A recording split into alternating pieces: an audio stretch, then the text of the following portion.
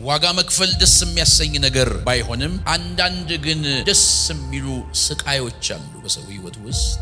ለልጆቻችን የምንከፍላቸው ዋጋዎች እንቅልፍ የሚያሳጡ ቢሆኑም፣ ብዙ ወጪ የሚያስወጡ ቢሆኑም፣ አይምሮን የሚይዙ ቢሆኑም ደስ የሚሉ ስቃዮች ናቸው። እነዚህም አይሁዳውያን ብዙ ዋጋ ከፍለው ከረጅም ርቀት ይመጣሉ። አንዳንዶቹ ከሚመጡበት ቦታ ጀምሮ ለመስዋዕት የሚሆኑ ከብቶችን ገዝተው እየነዱ ይመጣሉ። አንዳንዶች ገንዘብ ይዘው መጥተው ኢየሩሳሌም ከገቡ በኋላ ብዙ ገንዘብ አውጥተው ለመስዋዕት የሚሆን ነገር ያቀርባሉ። ቢሆንም ግን የሚከፍሉትን ዋጋ ይወዱታል። ይህንን በዓል ከሚያከብሩ ሰዎች መካከል አንደኛው ዮሴፍ ነበር። በዓሉን ያከብራል። ማርያምም አክብራ ይሆናል በየግሏ። ለአያሌ ዓመታት ይህንን በዓል ሲያከብሩ ከቆዩ በኋላ የተለየ በዓል የሆነው ለመጀመሪያ ጊዜ ስለሚያከብሩት አይደል።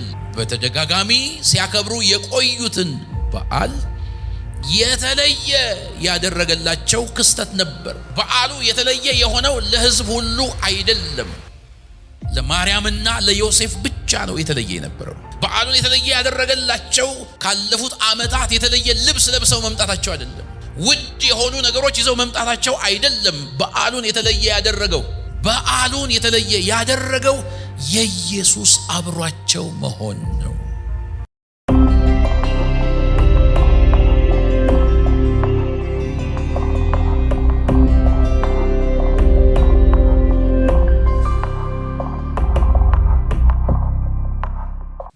ሉቃስ ምዕራፍ 2 ከቁጥር 41 ጀምሮ እስከ 46 ድረስ ነው የምናነበው። የመልእክቴ ርዕስ የሚፈልጉት ያገኙታል የሚል ነው። እግዚአብሔር የሚፈልግ አምላክ ነው። የሚፈልግ ብቻ ሳይሆን የሚገኝ አምላክ ነው። ሙዚቀኛ ጋብዛለሁ እና የሚፈልግም የሚገኝም አምላክ ነው እግዚአብሔር አምላካችን።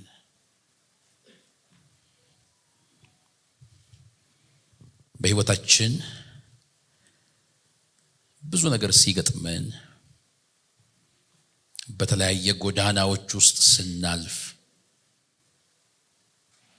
ለመፍትሄ የምንጠራራባቸው በጣም ብዙ ነገሮች አሉ።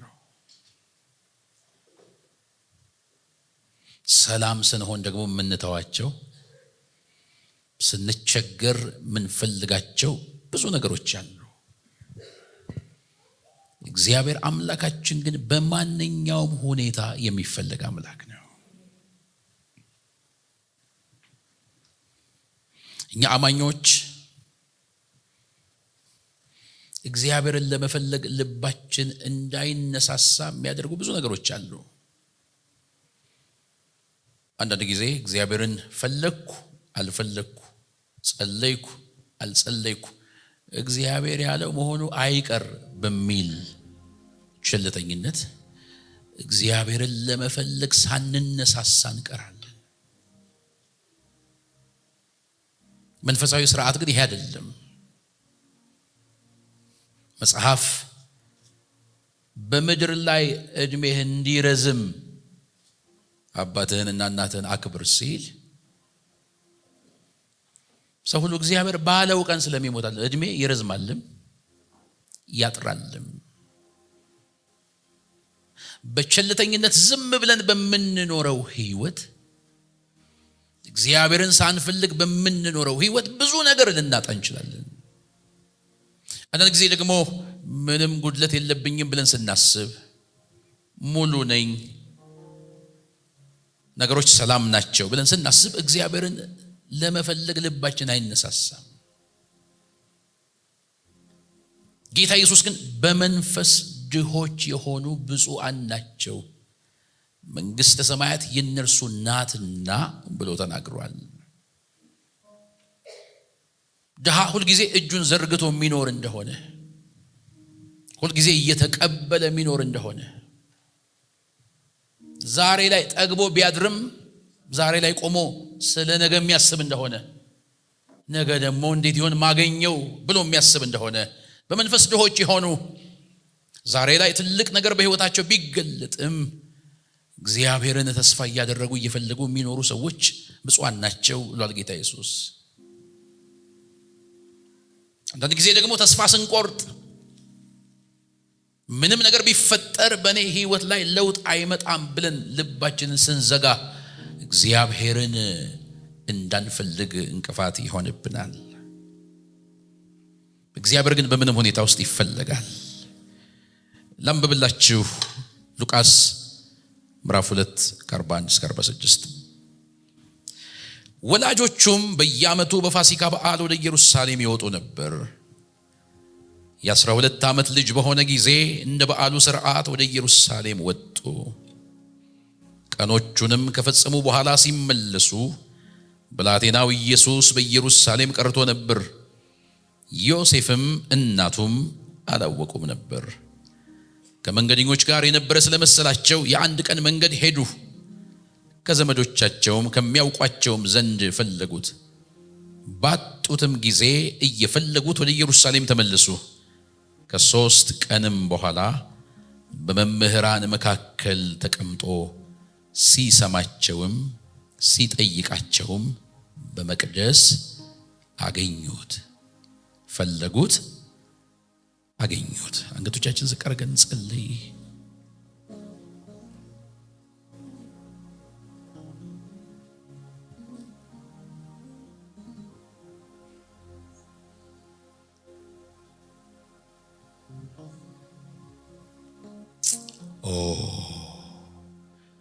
እግዚአብሔርን ፈልጉት በሕይወት ትኖራላችሁ ተብሎ ተጽፏል።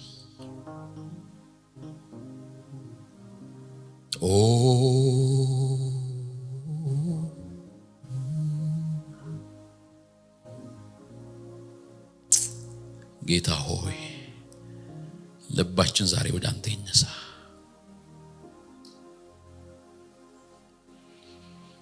ነፍሳችን ትፈልግህ ዛሬ።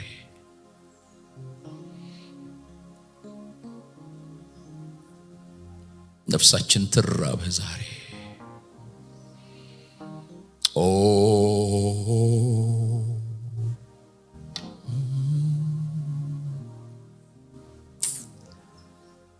አቅናው ልባችንን ቀስቅሰን ጌታ ሆይ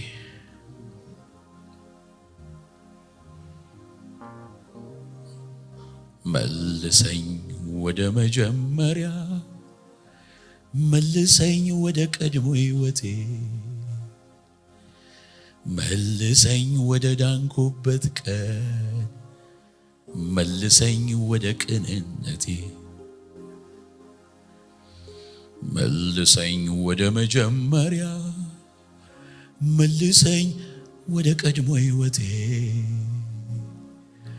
መልሰኝ ወደ ዳንኩበት ቀን፣ መልሰኝ ወደ ልጅነቴ፣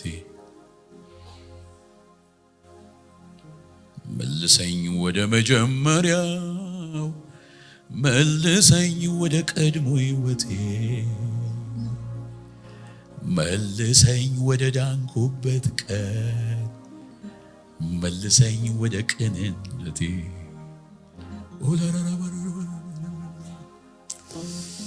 መልሰኝ ወደ መጀመሪያ፣ መልሰኝ ወደ ቀድሞ ሕይወቴ፣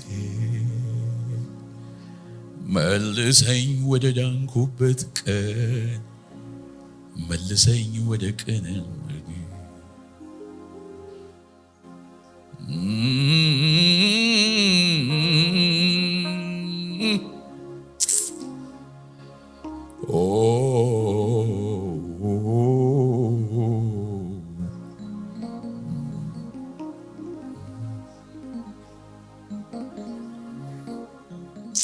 ጌታ ሆይ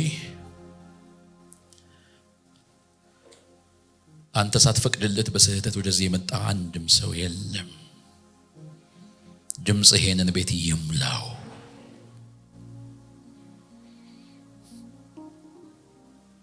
በነገር ሁሉ ከአንተ ጋር መስማማት ይሁን ጌታ ሆይ። ከኔ ከተናጋሪው ጀምሮ ጌታ ሆይ የሁላችን ልብ እንዲነካ አንተን ወደ መፈለግ እንድትመልሰን በፊት ሆነ መደፋት እንድትመልሰን ራሳችንን ላንተ አሳልፈን እንሰጣለን። ክብር ላንተ ይሁን በኢየሱስ ስም አሜን።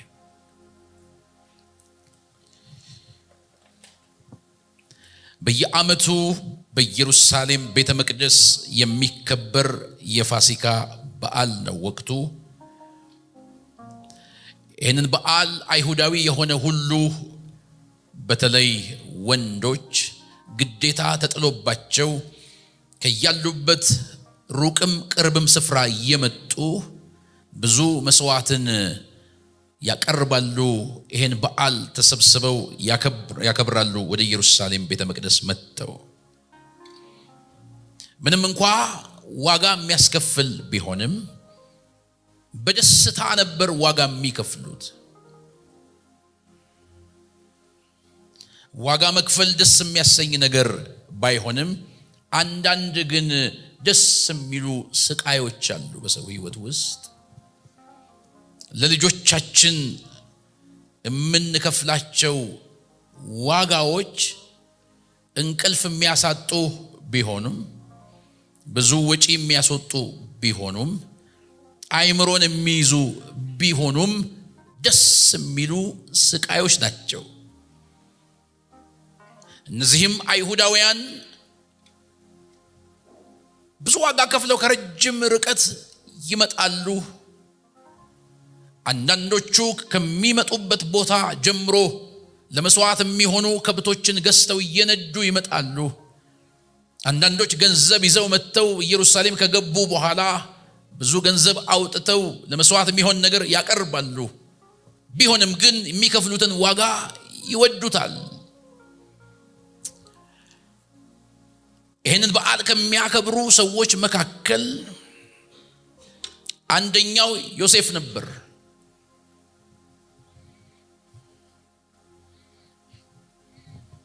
አይሁዳዊ ስለሆነ ወንድም ስለሆነ ግዴታ አለበት በእግዚአብሔር ፊት ወደ ኢየሩሳሌም ቤተ መቅደስ ሄዶ ለመታየት። በዓሉን ያከብራል። ማርያምም አክብራ ይሆናል በየግሏ።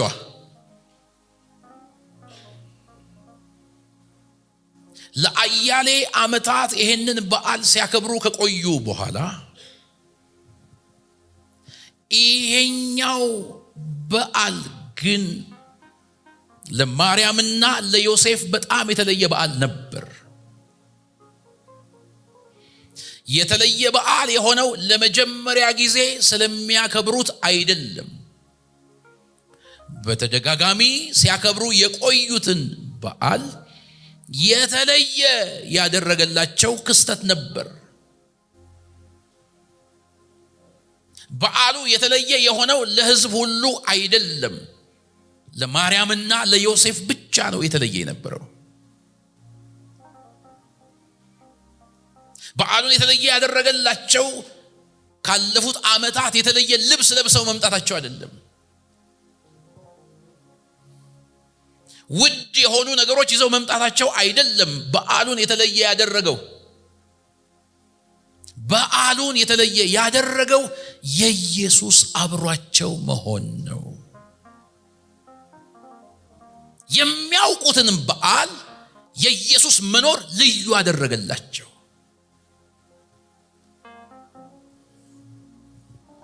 የጌታ ሕልውና የማይቀይረው ነገር የለም በሰው ሕይወት ውስጥ። የለመድነውን ነገር አዲስ ያደርገዋል። ምናውቀውን ንግግር ይቀይረዋል። ምናውቀውን ኑሮና አገልግሎት የጌታ ሕልውና ይቀይረዋል። ለሌላው ላይገባ ይችላል። እግዚአብሔር አብሮት ላለ ሕልውናውን ለተለማመደ ሰው ግን ይገባዋል። ስራው ይቀየራል፣ ኑሮ ይቀየራል፣ አገልግሎቱ ይቀየራል። ልባርካችሁ፣ የጌታ ሕልውና ከእናንተ ጋር ይሆን።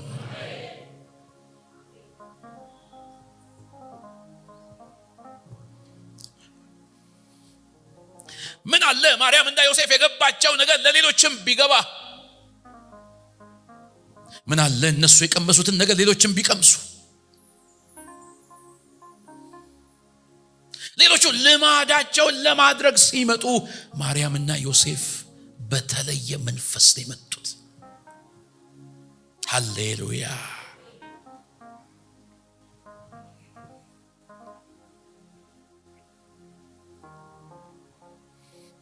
በዓል አከባበራቸው ራሱ ይለያል። አንዳንድ ጊዜ አጠገባችሁ ያለ ሰው ያልተሰማው ስሜት ተሰምቷችሁ አያውቅም?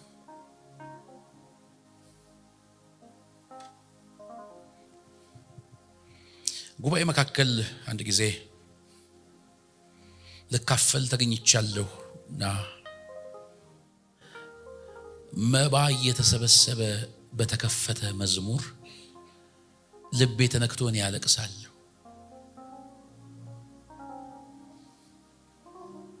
እና አጠገብ ያለ ሰው ግራ ገባው እና ጀርባዬን እየደባበሰ አይዞህ አሁን ጌታ በቃሉ ይናገራል ይለኛል።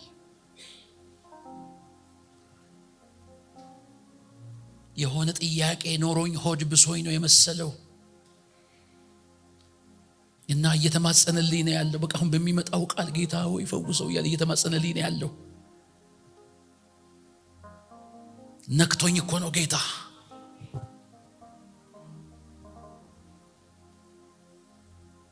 ጌታ ይንካን።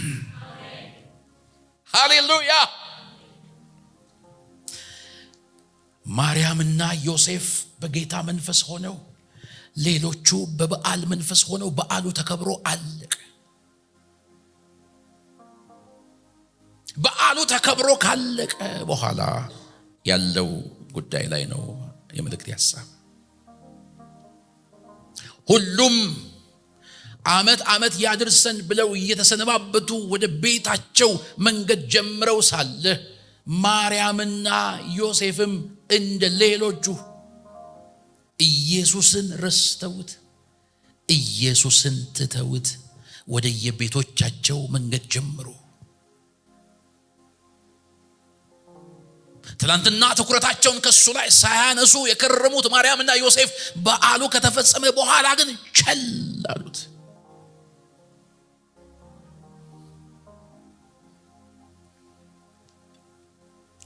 ጨዋታው ሞቅ ብሏል። ከብዙ ሰዎች ጋር እየሄዱ ነው ያሉት። ኢየሱስ አጠገባቸው አልነበረም። እነሱ ግን አላወቁም።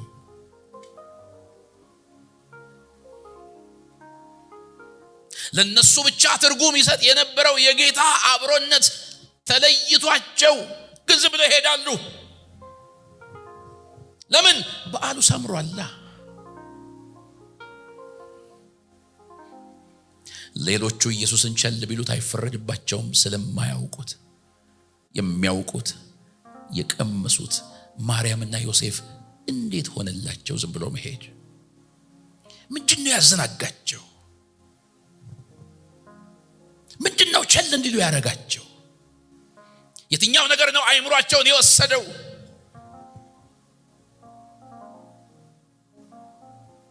አብልጠው ከጌታ ጋር ሊጠጉ ሲገባ እሱ በሌለበት መንገድ እንዲቀጥሉ ያደረጋቸው ነገር ምንድነው?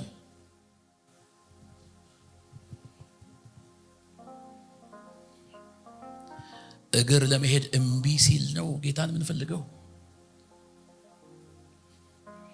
ነገር አልቀና ሲል፣ ነገር ጥምዝምዝ ሲል ነው ቆም የምንለው። ነገር አልጋ ባልጋ ሲሆንስ ትዝ አይለንም ጌታ?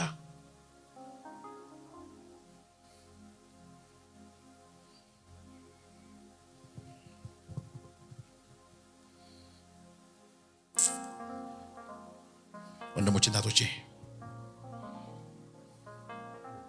ሰው በጌታ ቤት በቆየ ቁጥር የበለጠ ሊሰጥ ሲገባው፣ የበለጠ በጌታ ፊት ሊወድቅ ሲገባው፣ የበለጠ ጌታ ሊፈልግ ሲገባው፣ ጾሙ፣ ጸሎቱ፣ እግዚአብሔርን መፍራቱ ሊጨምር ሲገባው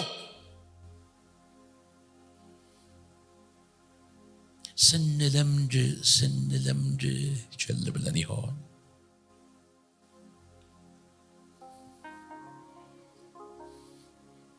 ሩጫ ስላልተቋረጠ፣ ኑሮ ስላልተቋረጠ፣ አገልግሎት ስላልተቋረጠ ጌታን ቼክ ማድረግ ረስተን ይሆን?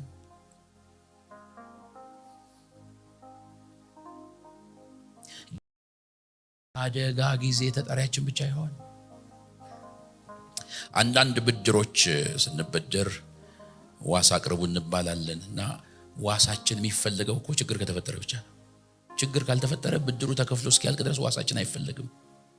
ችግር ካልገጠመን አይፈልግም ጌታ።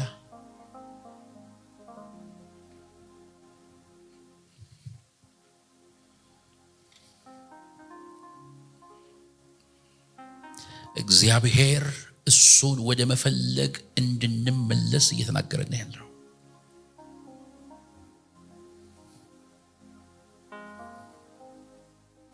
ጌታን ከመፈለግ የራቅን ብዙ ሰዎች አለን። ለሌላው ባይገባ ለኛ የሚገባን እኮ ብዙ ነገር አለ።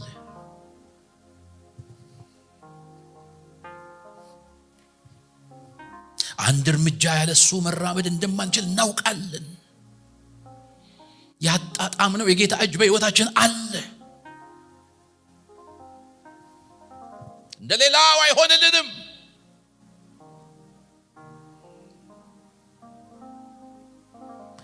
አለምደው ሕይወቴን ካላየሁ አንተ አለምደውም ኑሮዬን ከሌለህ አንተ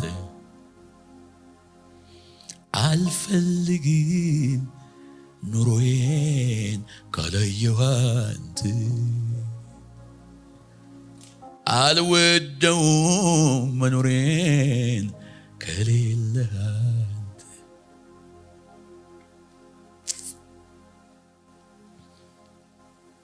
በማርያምና በዮሴፍ አይምሮ ውስጥ ስለነበረው ሐሳብ መጽሐፍ ቅዱስ ሲናገር ከመንገደኞች ጋር ሆኖ ይሆናል እያሉ ግን ይቀጥላሉ፣ ዝም ብለው ይሄዳሉ። ጌታ ከመንገደኞች ጋር መሆኑ የኔ ዋስትና ነው ወይ? ከኔ ጋር መሆን አለበት ብዬ ለምን አልጮህም? ለምንድን ነው የማልወራረደው?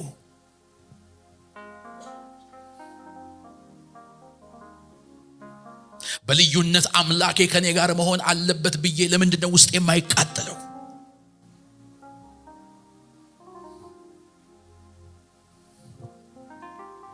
በቤተሰብ መካከል ሊሆን ይችላል፣ ይሄዳሉ፣ ግን ይሄዳሉ። ማን ነው የሚወራረድ በዚህ ማለዳ? ፈልግሃለሁ ሚል ማን ነው ዛሬ?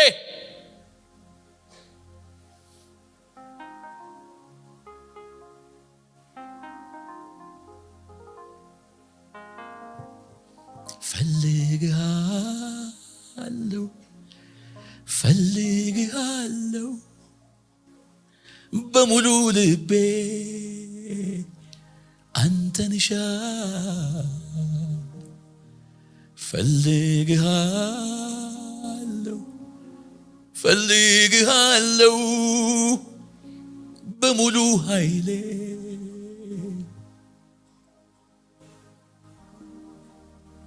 እንግዳችን ቤተኛችን አለኝታችን ለሰው ሁሉ ምናሳይ ልዩነታችን ዛሬ ደግሞ በተለየ ተናፍቀሃል። እኛ ቤት ላንተ ሲሆን ምንም ይደረጋል። እኛ ቤት ላንተ ሲሆን ምንም ይዘጋጃል።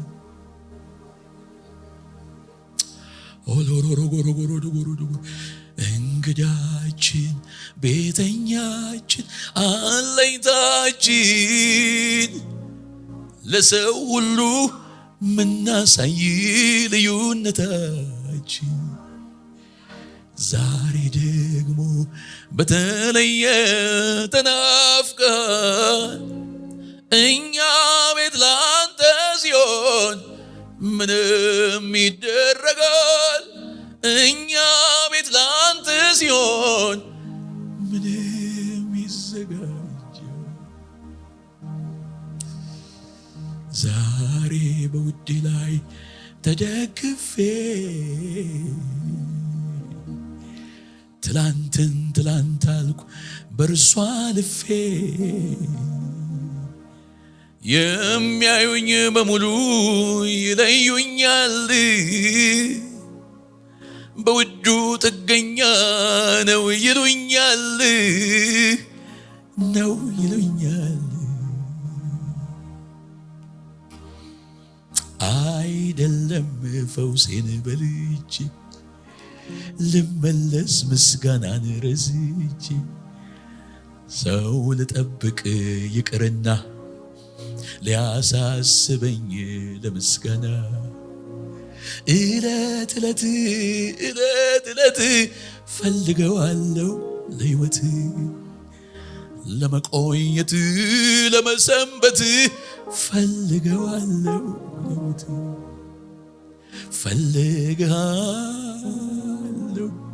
ፈልግሃለሁ በሙሉ ልቤ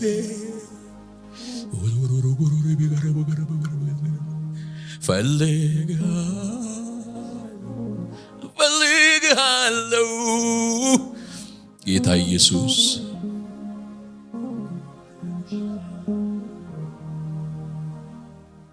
ልዩነታችን እሱ ነው። ልዩነታችን ህልውናው ነው። ብቻችንን መሄድ ስለምን ወደድን?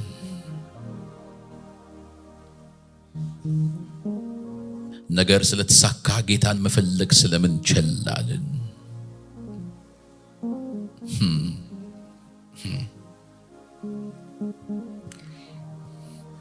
አንድ ጊዜ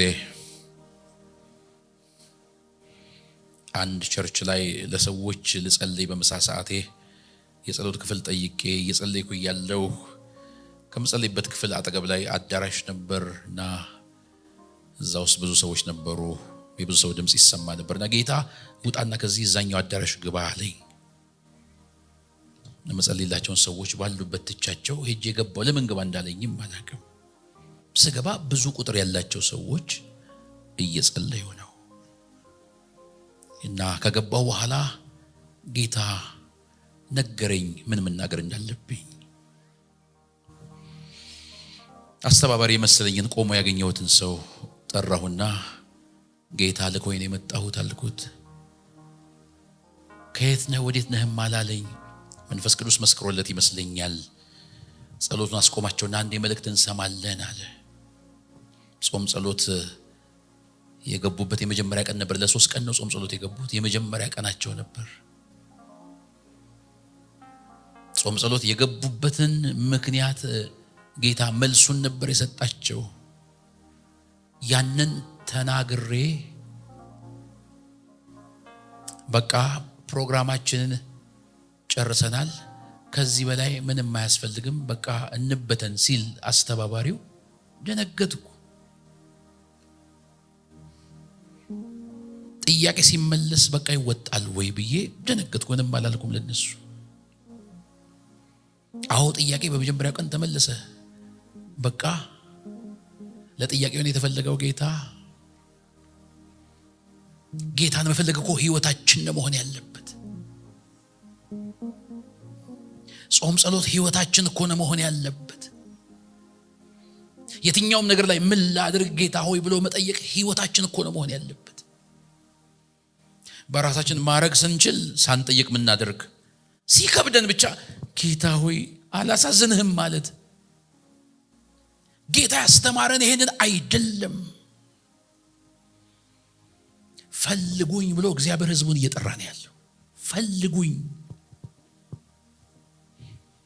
ለምን ይሄ መልእክት እንደመጣ አላውቅም። ፈልጉኝ ብሏል ጌታ። ፈልጉኝ፣ አብዝታችሁ ፈልጉኝ። ይሄን ቃል የምትሰሙ ሁላችሁ እኔን ጨምሮ እግዚአብሔር ድምጽ ምላሽ እንስጥ። ፈልጉኝ። ይሄ የተደጋገመ የመንፈስ ቅዱስ መልእክት ነው። ፈልጉኝ።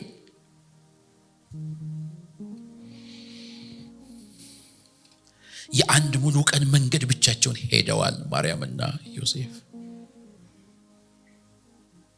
ድንገት ጌታ ኢየሱስ ከመንገደኞችም ጋር ከቤተ ዘመድም መካከል እንደሌለ ሲያስተውሉ ደነገጡ፣ ጮሁ። መደንገጥ እኮ ጤነኝነት ነው። ሰው በገባው ሰዓት ሲደነግጥ እንዴት የታደለ ሰው ነው ያ ሰው። መደንገጥ ጤነኝነት ነው። ይህን ሁሉ መንገድ ከሄድኩ በኋላማ እንዴት እመለሳለሁ አይባልም።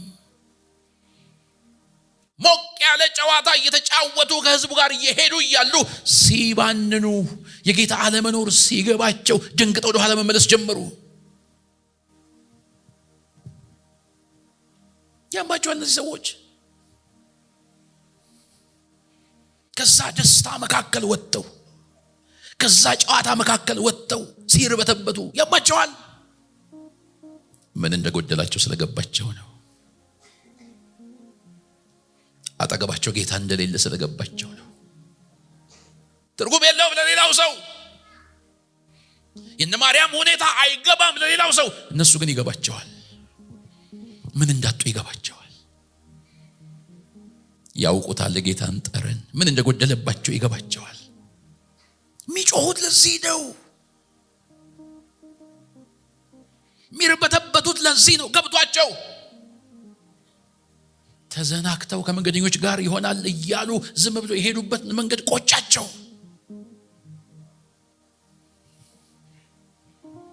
በጀመሩት መንገድ አልቀጠሉም፣ ተመለሱ። የተመለሱት ጌታን ፍለጋ ነው። ሰው ወደ ኋላ ይመለሳል? ያለ ጌታ ከመፍጠን ከጌታ ጋር ከዜሮ መጀመር ይሻላል። ዋጋ ከፈሉ ጌታን ለማግኘት።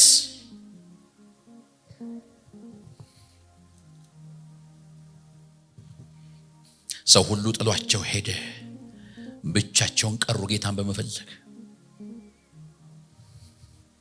ወዳጄ ብቻህንም ብትቀርቅር እንጂ ጌታን ከመፈለግ ቸል እንዳትል።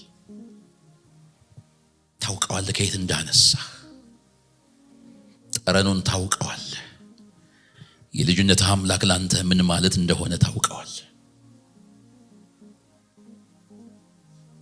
አትታለል በሰው እልልታ፣ አትታለል በጋጋታ፣ አትታለል በሰው ወሬ። አንተና ጌታ ትታወቃላችሁ። መጮህ ካለብህ ጩህ፣ መጾም ካለብህ ጾም፣ ፈልግ ፊቱን።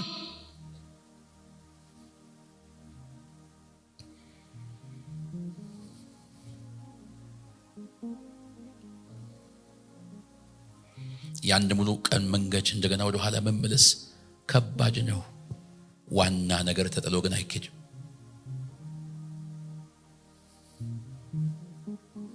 የኛ መዳረሻችን አገልግሎት አይደለም። የኛ መዳረሻችን የሆነ ስኬት አይደለም።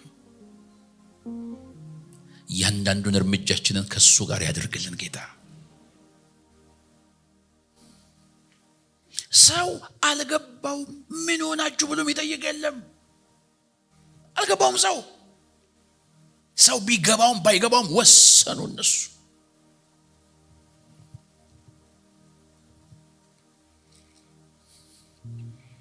ሶስት ቀን ያክል ጌታን ፈለጉት። ሰው ሁሉ ወደ የቤቱ ገብቶ የወደደውን ሲያደርግ፣ እነሱ ግን መንከራተት ላይ ናቸው።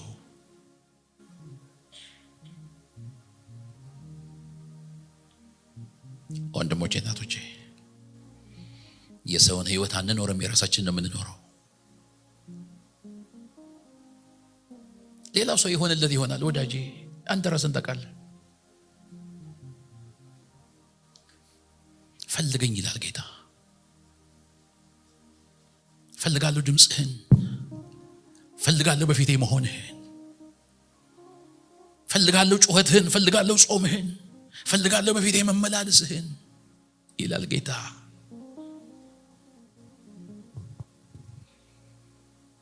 ሃሌሉያ። አንዳንድ ጊዜ ሰው ሁሉ እልል እያለ እናንተ ጌታ መከፋቱ ገብቷችሁ እዝን ብላችሁ አታውቁም። ለሰው ላትገቡ ትችላላችሁ። ፈሰሱ ከጌታ ጋር። ምን ፈለገ ጌታ ከኛ? ምን እያለን ነው? መንፈስ ቅዱስ ምን አይነት ድምጽ በውስጣችን እየጮኸ ነው? መጽሐፍ እንዲህ ይላል፣ ፈለጉት ከዛስ አገኙት። አገኙት ጌታን፣ አገኙት የናፈቁትን፣ አገኙት ህልማቸውን። ማንም አላገዛቸውም፣ ግን አገኙት። በርቱ ተስፋ አለ ያላቸው ማንም የለም፣ ግን አገኙት። ክብር ለኢየሱስ ይሁን። እንዳገኙት ማንም አያውቅም። ህዝብ ሁሉ ሄዷል ወደ ቤቱ። ማንም ባይገባው ላንተ ብቻ የሚገባህ የጌታ መነካት፣ የጌታ መዳሰስ፣ የጌታ ህልውና በህይወት ላይ ይሆናል። አንተን እንደ እብድ የሚያደርግ፣ እንደ እብድ ለጌታ እንድትኖር የሚያደርግሽ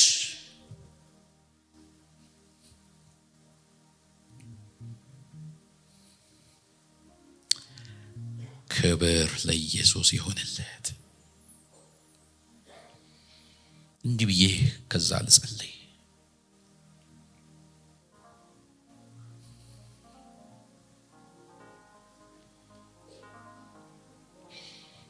ራሱን የማያውቅ ሰው የለም እዚህ ጉባኤ መካከል።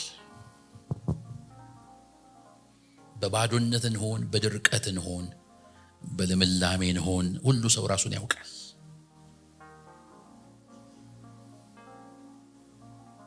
የኛ ስኬት በእጃችን ባለው ነገር አይለካም። ጌታ የሚፈልገን ቦታ በመሆናችን ነው የኛ ስኬት የሚለካው።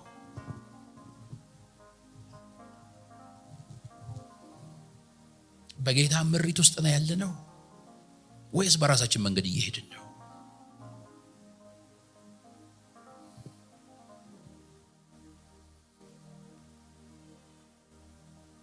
እንመለስ ጌታን ወደ መፈለግ። የሚያመልጠን ነገር የለም።